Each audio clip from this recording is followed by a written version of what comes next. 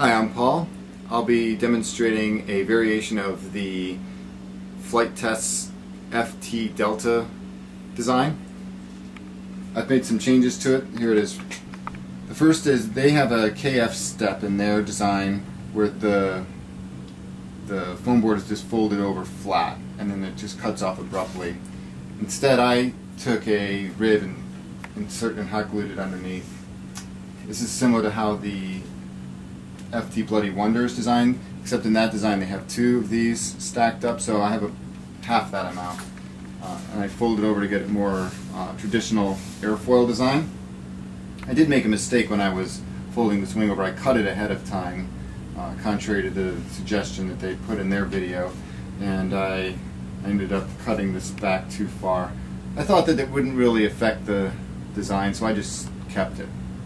It's also they normally suggest as part of their swappable series to have a power pod on the bottom. I'm building this because I want to someday build an F-117 stealth fighter using twin ducted fans, which would essentially go right here. This would allow me to have no moving parts below the plane, and I could maybe put some landing gear recessed into the bottom of the plane. Now with this particular model I wouldn't be able to do that because the propeller is going to still hit the ground. I would need long landing gear like they have in their design. But thinking ahead to that, I just mounted everything on the surface. It's a 4-channel design, so it has rudders. The fin design in their plans, it flares back. So I ended up cutting them this way so that the hinge in the rudder would be perpendicular to the control arm, which is kind of preferred anyway, so I made that change. Normally what they do is they'll take one servo and control each elevon independently, so you'd have two servos side by side controlling each one. But to do this you have to have a transmitter that can do mixing, and then that's all handled in the transmitter. It sends out two different signals, and then on your receiver you just have to know, the ailerons goes to one side and the elevators go to the other side. Instead, with this design you just keep everything traditional, where you're sending down ailerons and elevators independently. The ailerons are connected to this servo, and I'm going to go ahead and power this up so we can demonstrate. Ailerons is this middle servo, and they control kind of like you'd expect.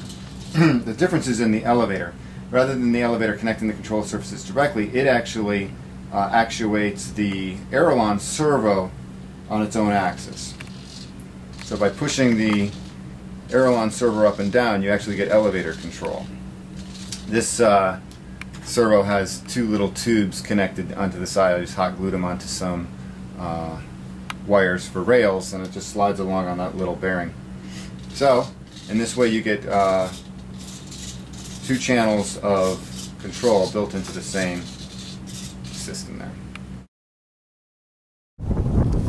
Okay, it's Paul and Kevin here at Bartlett House here on a very breezy President's Day. We figured, in honor of the great president who, on that cold, windy night flew that kite in the rain and discovered aviation, we thought it would be best to, honor his good name and give this thing a test try. Yeah. So, what we're going to do is we're going to have my assistant Kevin, he's going to toss this thing. So what I plan to do is we're going to take this, just going to jam that in the ground, set this up, we're going to lock the focus on infinity because it's had trouble keeping in focus. I talked to Kevin about, hey, it's just foam board. Even if it crashes, none of the important parts like the motor or the battery or the servo or the receivers, and things are really going to break. It's just cardboard. But I got to be honest, if I crash this thing, especially knowing I shouldn't have flown it in the wind, I'm gonna cry. So that would be bad. I gotta figure out how to do this. Alright, so we're gonna kind of aim it over there. I'll get right here. I'm gonna have a little more angle up, I guess. And I want to give it some power.